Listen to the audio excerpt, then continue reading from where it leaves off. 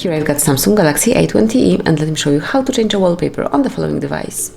So at first let's open the list of all applications, then find and select the settings, then go to wallpapers and themes, and you can pick either some wallpaper, some photo from your gallery by tapping on the gallery, or choose some from the default wallpapers. Let me pick for example this one, and finally you can decide if you want to cover your home screen and lock screen with this wallpaper or just one from the above. So let me pick the last option, home screen and lock screen. This is how it will look like. Okay, I do agree with it. So let's click on set as wallpaper.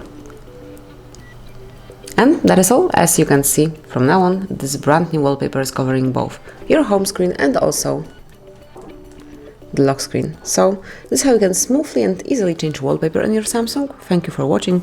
Please subscribe our channel and leave the thumbs up.